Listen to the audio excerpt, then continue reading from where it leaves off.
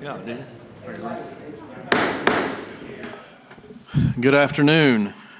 Well, today is the first day of October 2018, and you have found yourself in the Rowan County Commission meeting. We're glad you're here, and we hope you find your time profitable. So there's a couple of things we begin with. Has been the tradition of this board and boards all across America. We begin with a couple things. We begin with, first of all, something called a solemnizing prayer. And by definition, a solemnizing prayer is one that is for the commissioners. Sorry, these aren't for you. This is for us, and so we take what we do very seriously.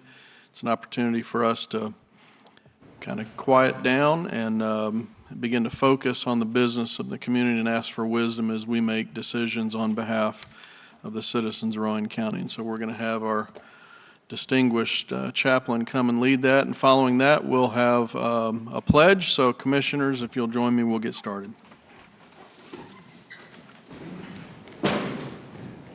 Thank you for the privilege we come today to pray in behalf of the county commissioners, Lord, for you to give them the wisdom they may need, Lord, as we have this meeting, Lord. They have a lot on them, taking care of all the things need to be taken care of in Rowan County. So give them the wisdom they need to take care of it today. Blessings upon them, Lord, and thank you for their preparation they've made today. In Jesus' name, amen. I pledge allegiance to the flag of the United States of America and to the republic for which it stands, one nation, under God, indivisible, with liberty and justice for all. Thank you, Chaplain Taylor. Look sharp today, sporting the suit.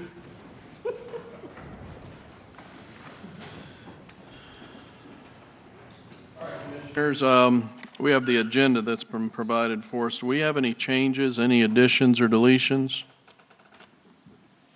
All right, do we have a motion to approve the agenda? So moved. Second. All in favor, say aye. Aye. Minutes from September 17th were provided for us. Any changes to the minutes or a motion to approve? I move we approve the minutes. Second. All right, all in favor, say aye. Aye. We have a consent agenda, items A through P, a light one this week. Do we have a motion to approve the consent agenda as provided? So moved. Second. Say aye. Aye. Do we have anyone for public comment? Oh, here we go. All right, first off, Melissa Oline.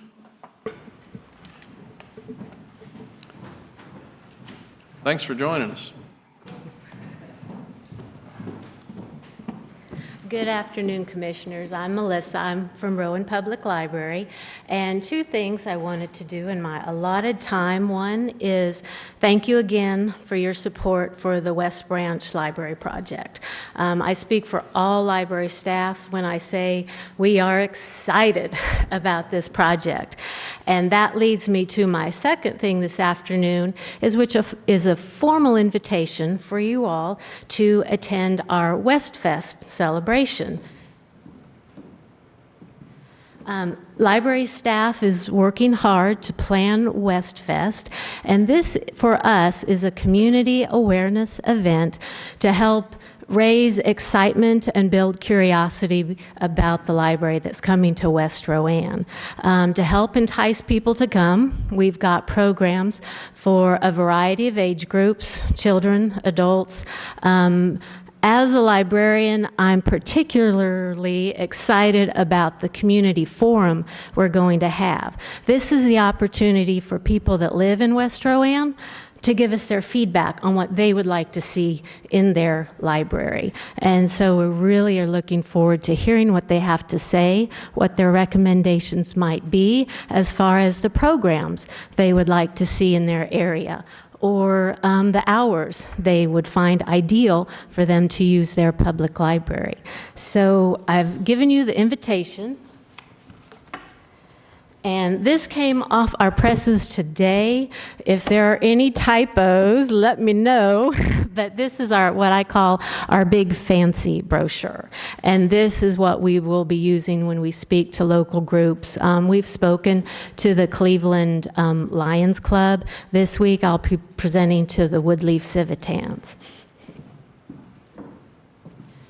So again, thank you for your support. If you have any questions about any of the information you've been presented, feel free to contact me. Thank you. Will there be food at the West Fest? Oh, yes, yes. And I think we'll We be have there. secured Wowza Barbecue.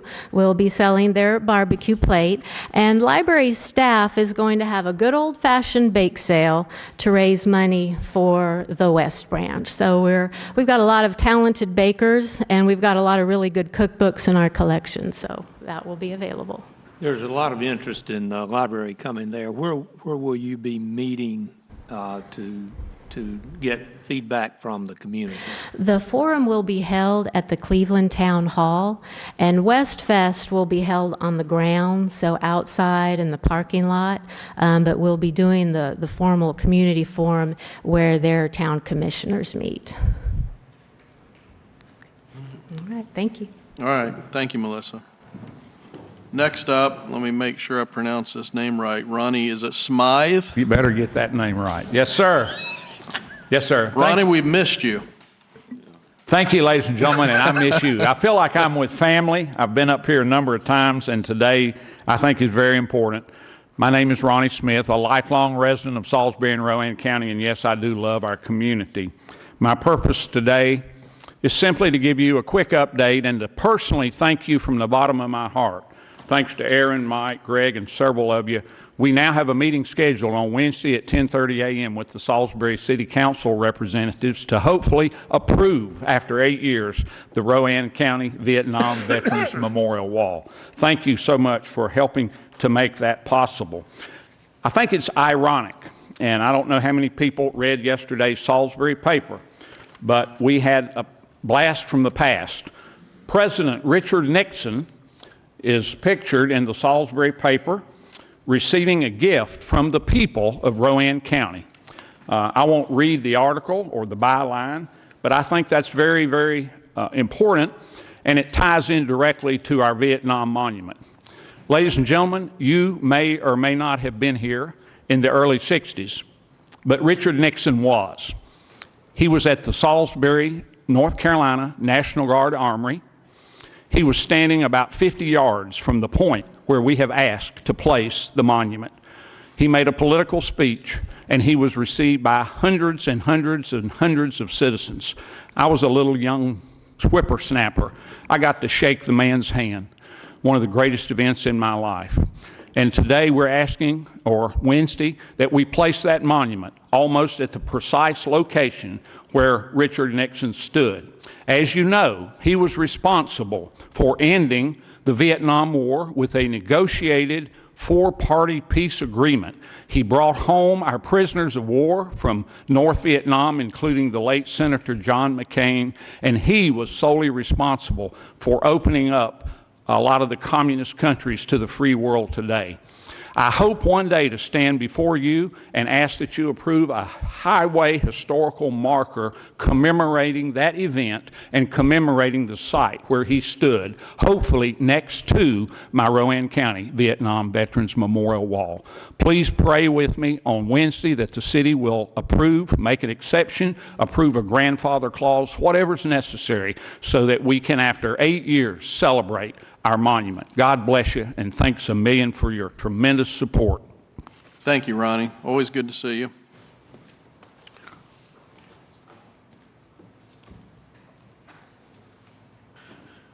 All right, let's see. We've got some economic development stuff. Scott Shelton. Scott, where have you been? I think it's one of those situations where, how can I miss you if you won't go away? Yeah. Sort of stuff. Well, I've got 3 public hearings for you to consider tonight, and I apologize in advance. Some of this stuff is repetitive. It's just the nature of what we do here. But the first project is called Project Arizona, and as you'll see there, that project and Project Care are pretty closely linked together. Project Arizona is a potential $188 million investment in Rowan County.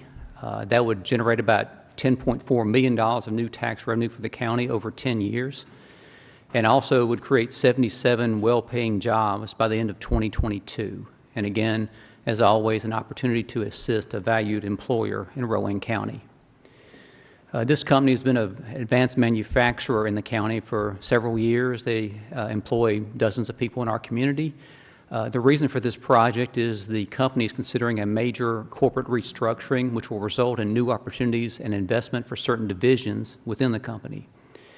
Our facility in Rowan County, along with some in Europe and maybe some in the U.S. as well, are under consideration for this project.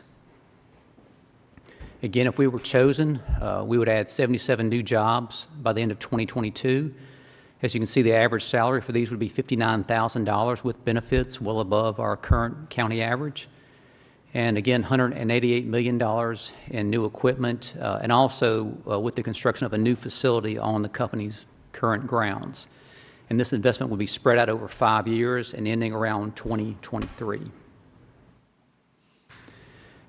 And this is in the city limits of Salisbury. We have spoke with the city staff there. We don't anticipate any kind of problems from a zoning standpoint. We will work with them and, of course, the county building inspections department on this project, but no issues that we can find or are aware of right now. And at this point, as far as incentives, as you can see with that sizable investment, they would be eligible under your current guidelines for a level 3 incentive grant. You know, it's the threshold for that is $100 million, and they're doing potentially $188 million. We're also requesting a similar incentive agreement from the city of Salisbury. I'll be appearing before the city council tomorrow night for the same project.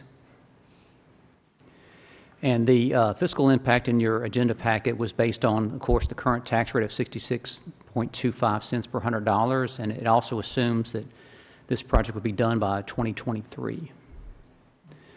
And as you can see in your packet, the investment is staggered. It gets to the full investment amount around 2023, but starts out with about $56 million. It gradually goes up to that 188 in 5 years. And we're projecting over those 5 incentivized years, the county would collect about $4.1 million in taxes and disperse the grant over 5 years. It would equal to $3.5 million. And during that time, keep about $629,000 of revenue. Over 10 years, you collect about $10.4 million. Again, that $3.5 million grant. But most importantly, over that time, the county would retain about $6.85 million of new revenue. As you know, with these incentive agreements, it's paid in installments over 5 years. They have to pay their taxes first before they get the grant. And also, they have to meet certain employment goals. If they don't meet those goals, the grant is reduced accordingly. And if the company were to cease operations or eliminate the majority of its workforce within 12 months, the agreement would be terminated, and they'd have to pay back all the money paid out in grant dollars over that previous 36 months. And as I mentioned earlier, this project is linked pretty closely with Project CARE. They're both located within close proximity to each other, and both have expressed interest in a new road that would provide better truck flow and increased driver safety. We're currently discussing options for this road with DOT and with management from both company officials from both companies, I'm sorry. And we do have engineers working on it at this time. If the companies decide to pursue this new road, we would pursue grant dollars from the state for this. We've been in discussions with Mr. Pat Ivey, the division engineer in Winston-Salem, about this, and I think there is an opportunity there for grant dollars to hopefully pay for the majority of this road.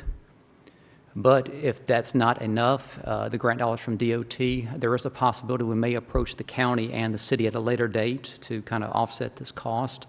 We're hoping it won't come to that, but just want to make the board aware of that in case it does come to pass.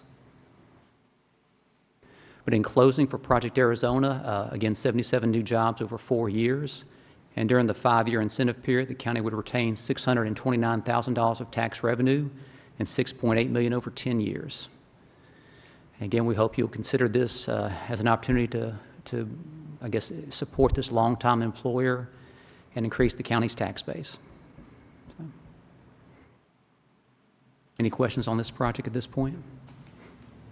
How did you come up with, if you look at fiscal year 2021, 21, 22, those numbers that they gave you, are you working off, it looks like 30%, 60%? That 56.3 is about 30% of the 188. and then 60% with the 113.8. Are these numbers that they gave us where they think they'll be in the construction and equipment process? Yeah, they provided the state with a breakdown of investment over 5 years, and that's where the numbers came from. So, Will our callbacks on this be based upon jobs or be based upon investment? normally they're based on jobs, and you know, if they only create 90% of the jobs we hold them to, then the grants reduce 10% and so on down.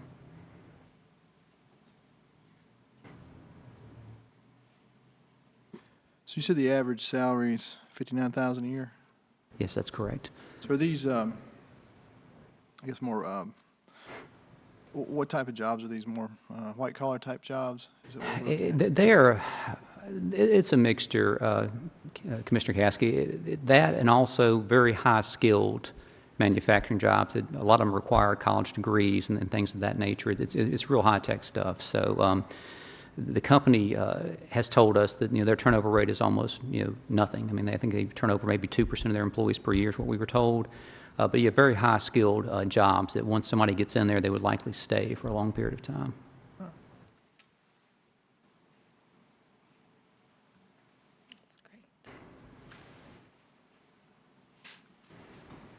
All right, any further questions for Scott on this one?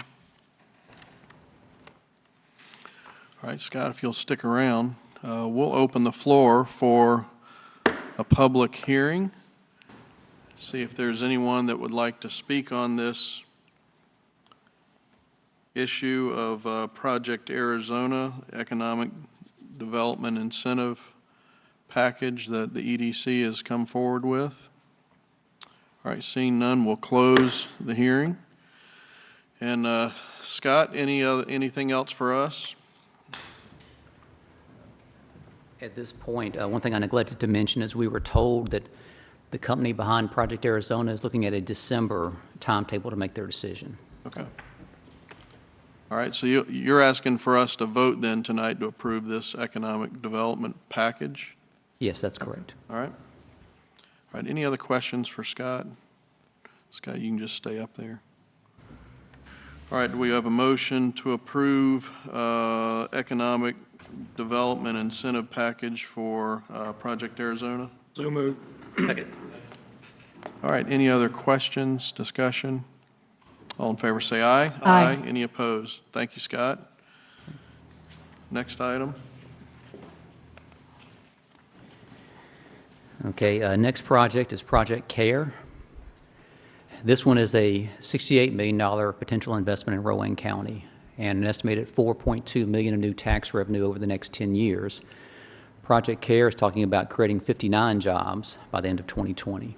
It's another longtime employer in Salisbury and Rowan County, another advanced manufacturer that employs dozens of people. In this case, our competition is one of the company's other facilities in the western United States, not sure where, but also 3 foreign countries.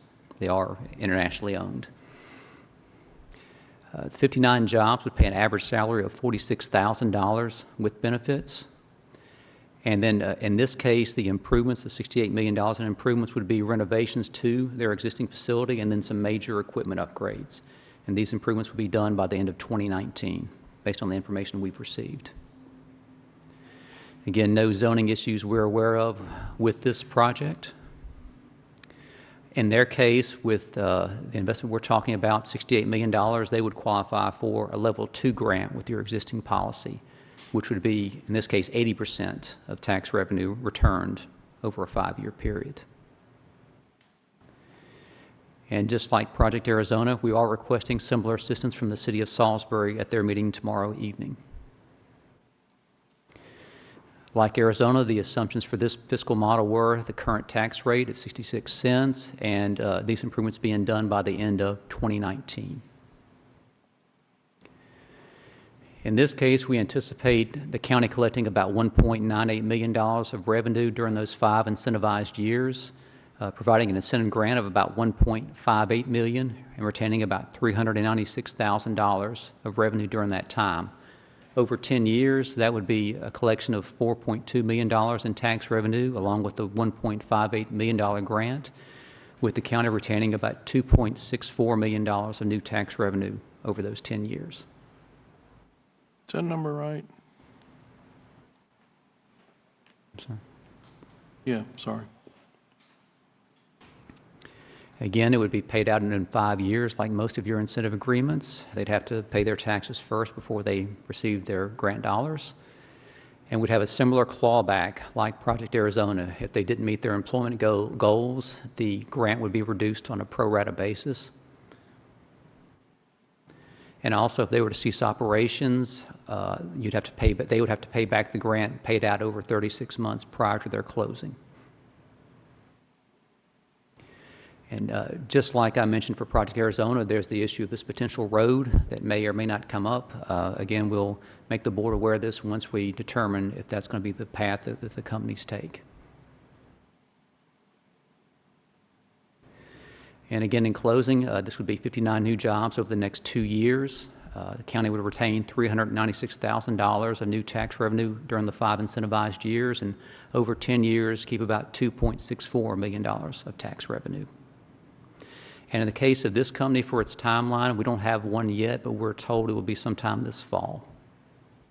But I imagine this one's probably going to make a decision probably before Project Arizona based on what I've heard. So. All right, any questions again for Scott? All right, if not, we'll open the floor to another public hearing for this case. And if there's anyone that would like to come forward and speak for or against or have any comments, you can do it now. All right, seeing none, we'll close the public hearing. Do we have a motion to approve the incentive grant for... Mr. Chairman, I'd like to make a motion to approve the grant. Second. All right, Project Care. any further discussion on this? Thank you, Scott. All right, if not, all in favor say aye. Aye. Any opposed? All right. You got another one? Last one of the evening, Project Kodiak.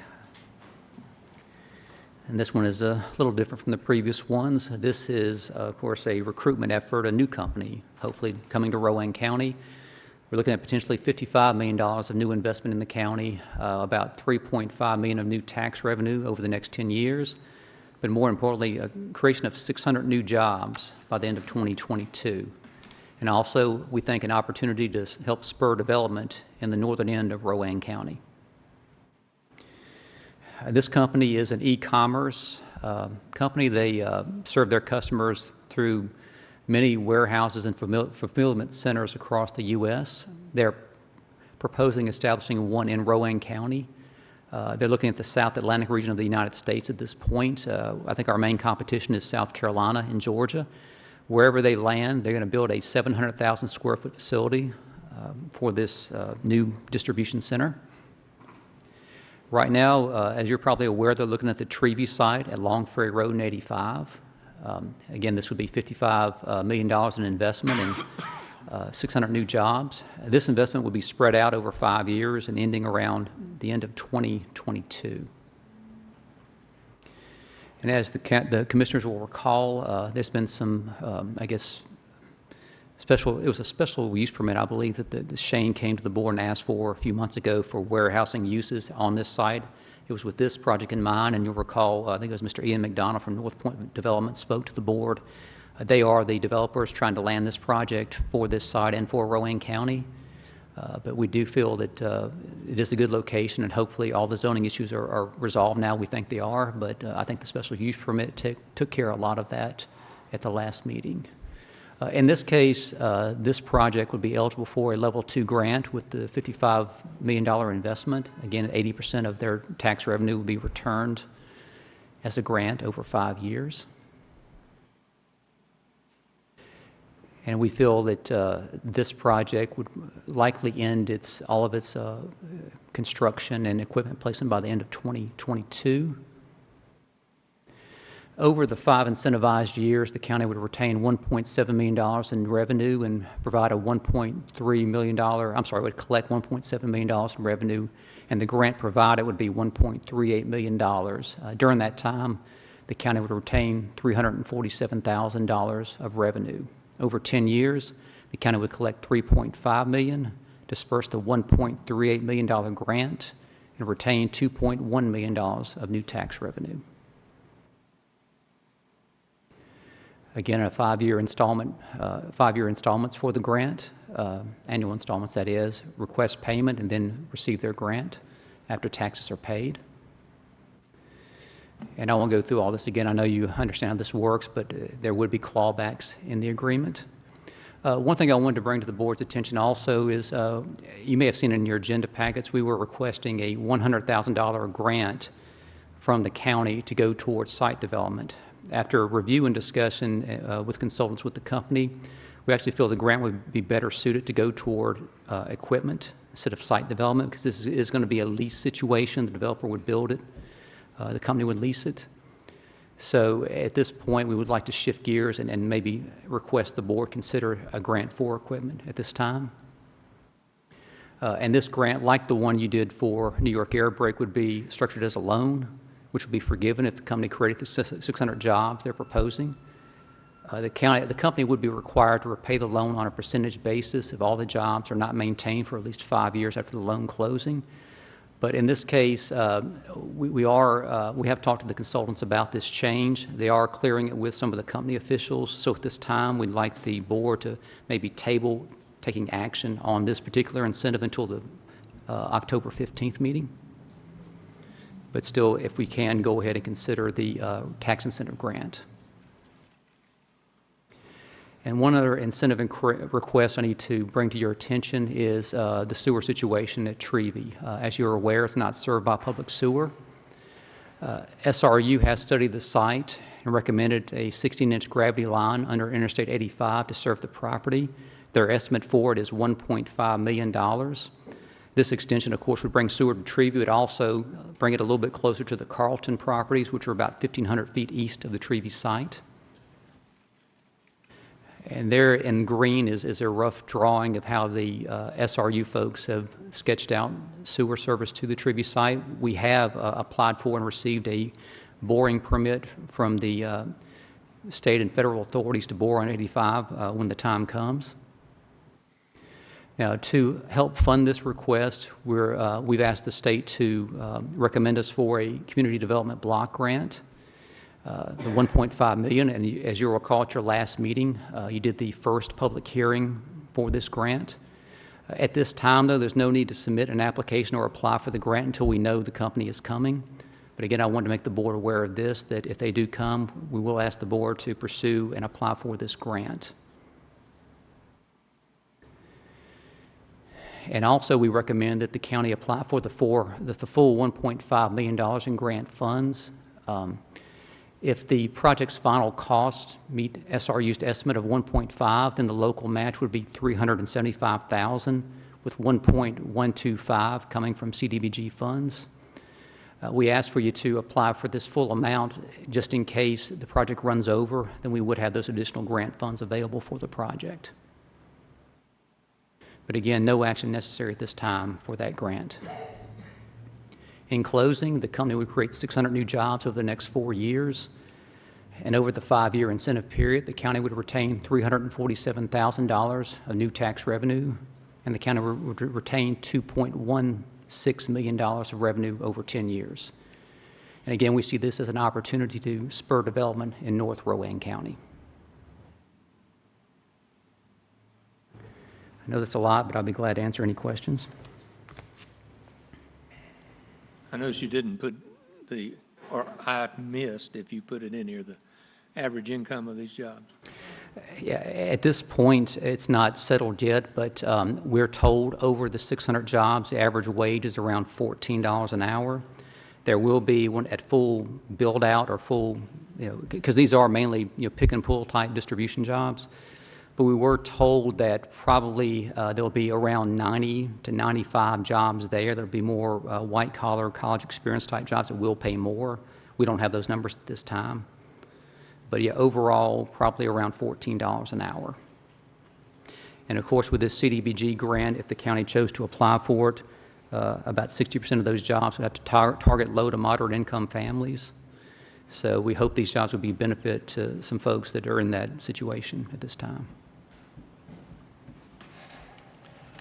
That's an issue that we're having to struggle with. I think, Department of Commerce publishes an income figure per county. Mm-hmm.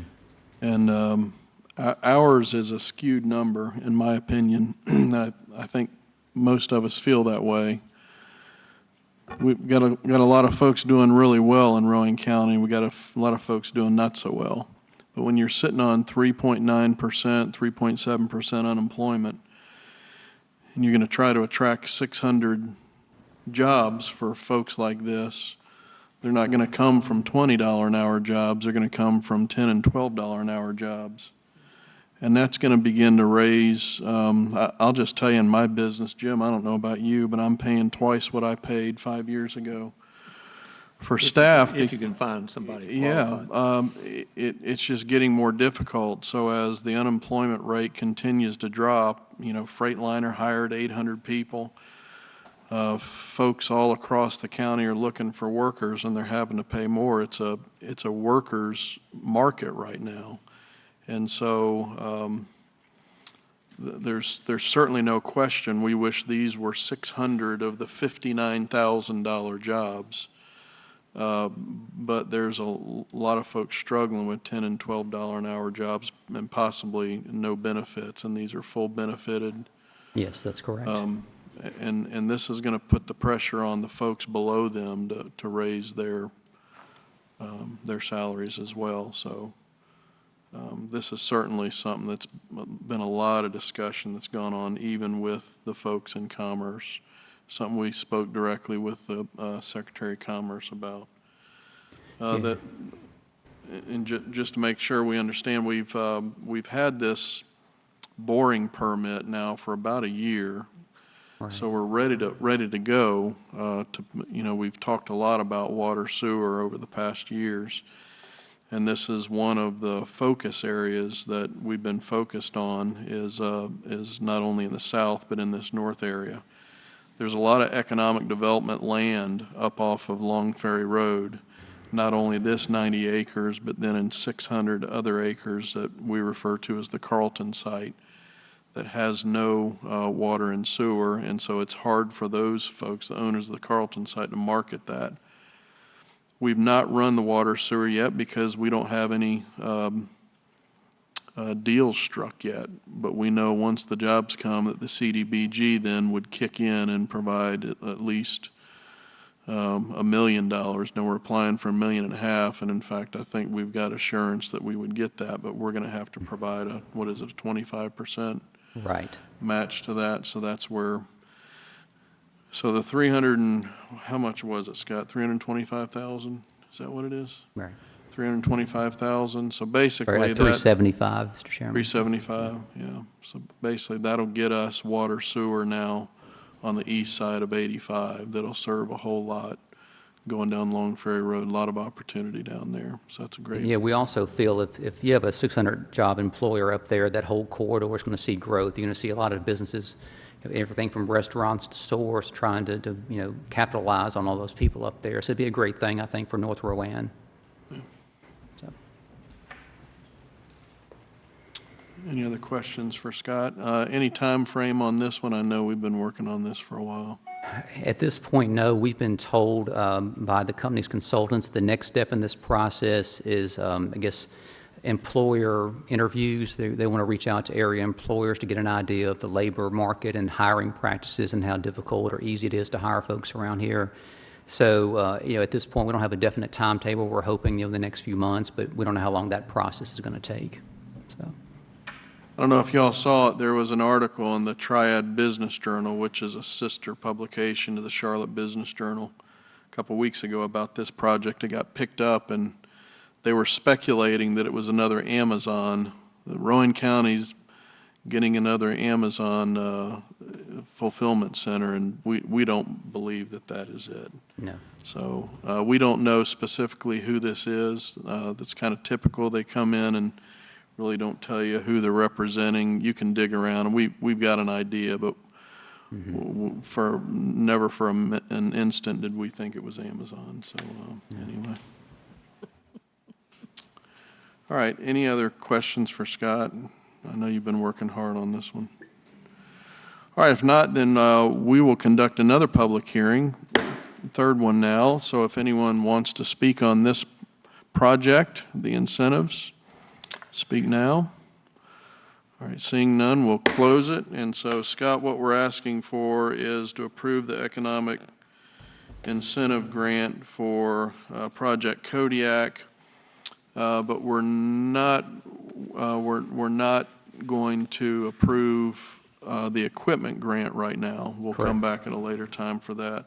Nor are you asking us to approve anything for water sewer infrastructure. Correct. Okay. All right, so do we have a motion to approve the economic incentive grant for Project Kodiak? Yes, Oh, we done carry. Kodiak. Yeah, Kodiak. So moved. All right, thank you, Craig. Second. And we have a second. Any further discussion? And Mike, anything? Mr. Chairman, I just want to Yeah. say, in about the 6 years I've been here, and I know these projects aren't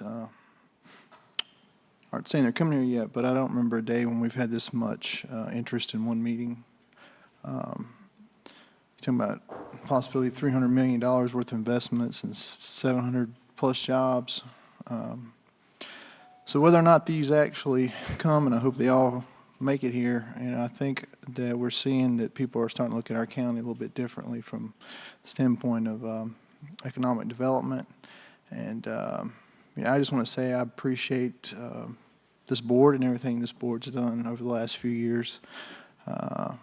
Try to get that impression there in the business community and the surrounding areas, because it's going to feed, especially this Project Kodiak, where it's sitting on the interstate. It's really going to be a regional, because they're going to pull folks up and down the interstate, and that's going to help the whole region, and that's just going to bring in more stuff. So I said this is hopefully they all make it here, but it's just nice to be at the point where we're being considered for these projects. So that's all I had. Thanks. Well said, Scott. Good job. I know Rod's out a lot, and he's out representing Rowan County all over the country. He's doing a good job, so we appreciate it. Thank you. Lot more to come. It's coming this way. We just got to be ready. All right, we have a motion, a second. Any other comments, discussion? All right, if not, all in favor say aye. Aye. Any opposed? Thank you, Scott. Thank you. Get back to work. All right, item number 6, Commissioner Pierce. Thank you, Mr. Chairman. What I'm asking for is, when we originally were redoing our animal control ordinance and for restraining walking our pets, in the initial briefing that I had with Bob Pendergraft, we had determined a length of the leash depending on where it is inside the county, being that if it's in a municipality, it should be a 6-foot leash. If it's in a park type situation, it could be up to 16 feet. Somehow or another, when it all got pushed around to the first public hearing, that portion of it was not put in the original ordinance. And I'm just asking to have this public hearing to add that to our current animal control ordinance concerning restraint of non-vicious animals. All right. You making that in form of a I'll motion? make that as a motion. Second. All right, any discussion? Craig, what, so I know today we're just setting a public hearing. So, I think, so there'll be more information at the next meeting about what we're actually trying to do. Has there been, is there a certain issue that you're seeing? Well, with the- what I'm concerned about is because we have a current ordinance that requires you to have control of that leash, the problem is there's a lot of retractable leashes out here that'll go up to 30 or 40 feet. Well, you don't have control of that animal if it's in, say, a setting like at the city park, and, you know, there's other animals out there that are being walked and exercised, and your leash is out 40 feet long, you don't have control of that animal. So what I'm trying to do is set the parameters so that people know what to expect depending on where they're walking their pet. That's all it's about. If we don't have it in there, it's like so many other things in our ordinance. It's left up to interpretation, and when it's left up to interpretation, that's generally where we have the problems. Gotcha. So is there, so what would they, like I said, I know we're just talking about the thing right now, but, so a open area, is that kind of left to interpretation of the animal control officer, or? Well, it specifies park in this language. Okay. So if you're out at Dan Nicholas Park, you can go up to 16 feet so that your animal can run a little bit more and, you know, have a little more exercise. But if it's in the city limits or it's within dense populated housing, it's 6 feet. That's so you've got instantaneous control of that animal in case another animal walks up to it. Mm-hmm. Okay.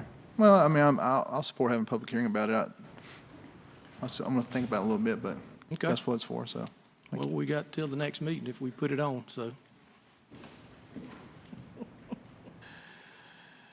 Yeah, I mean, I've got the same concerns Mike does, is, you know, why not 4? Why not 8? This extends into the whole county. Now we're telling folks that 16 feet is it. I like the idea of having the leash ordinance. I also like the idea of making people responsible for their dogs, and I don't want our folks carrying around tape measures. I think if you get them on a leash, I think people are kind of responsible for knowing here comes another dog, and, you know, we walk our dog in our neighborhood, which is in the county. Before the leash ordinance came along, you know, we're worried about other things happening, traffic coming by as we're walking down the street. We've got them on one of those big, long, extendable leads, and so we let them out. We let the lead out when we're walking them, and he wants to walk up in a yard or in the street, and as we see cars coming or other dogs coming, we bring them back in, and I just don't want to get too regulatory. I did support the leash. I just don't know if I can tell folks the exact amount of inches that we have to have. I'm with Mike. I don't mind having the hearing. I know that when we had it, one of the folks that got up and spoke did mention that she wished that we had done the length on it, but that was okay. She was glad to see that we were doing the leash ordinance, and I was kind of worried about it passing, the initial leash ordinance passing with the feet, the number of feet constraints on there. So I thought that was a good way to get it passed by not having specifically the number of feet. I just felt that was a little too regulatory, so I'll take the fault for that. So we have a motion, and we do have a second. We have had. Let me just ask our attorney here one thing before we vote. My concern is that in passing this, will we somehow indicate to, or give the idea that folks are not responsible for what their dogs do if they bite somebody, bite another dog, or whatever, in other words, if they say, well, I had mine on a 6-foot leash, or I had mine on a 16-foot leash, I'm doing what they told me to do from the county. Are we going to have to get involved in any of this? I mean, people should be responsible for their animals, period. And if they need to have a 4-foot leash, or if they've got an aggressive dog, they don't need it to begin with, but we can't regulate that.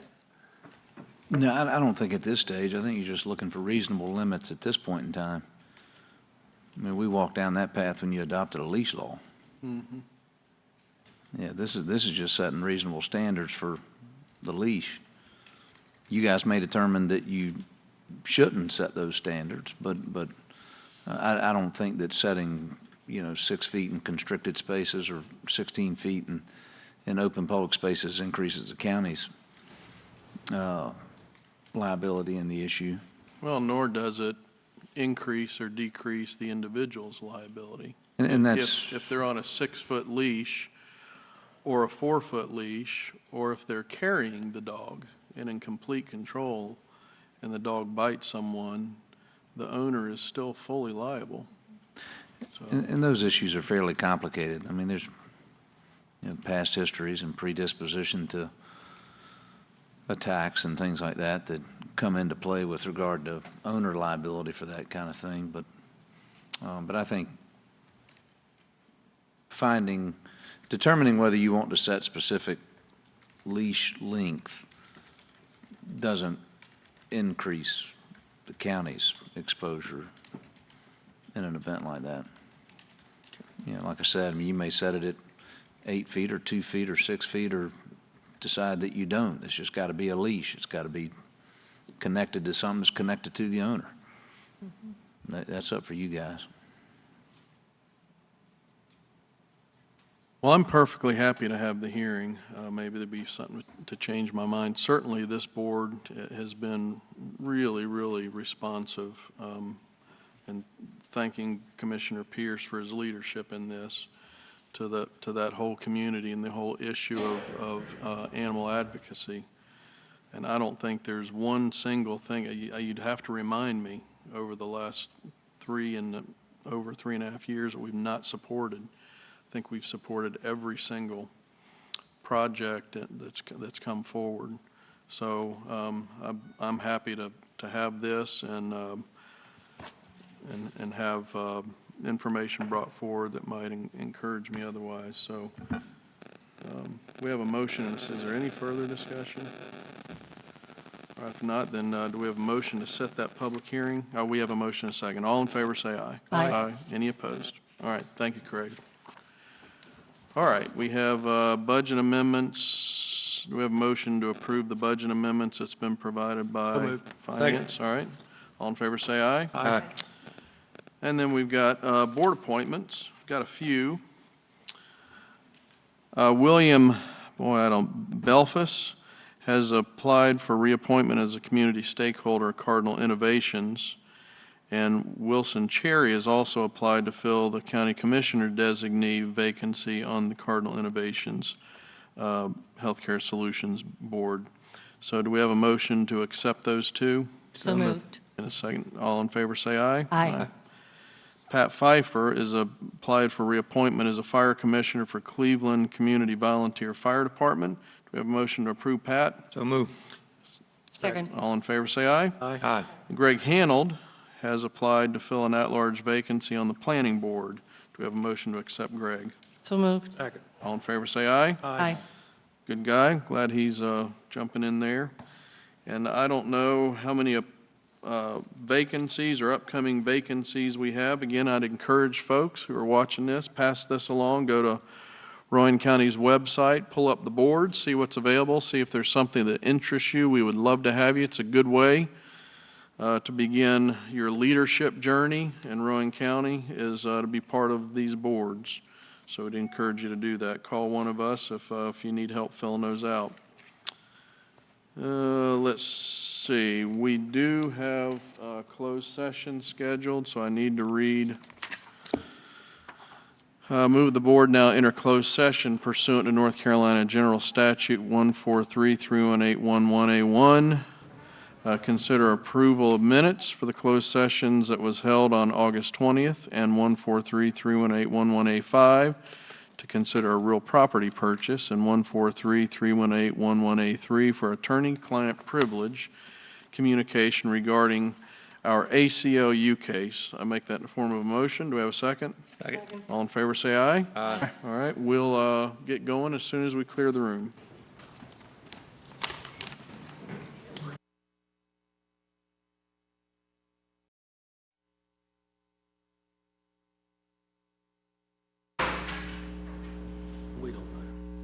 All right, we're back.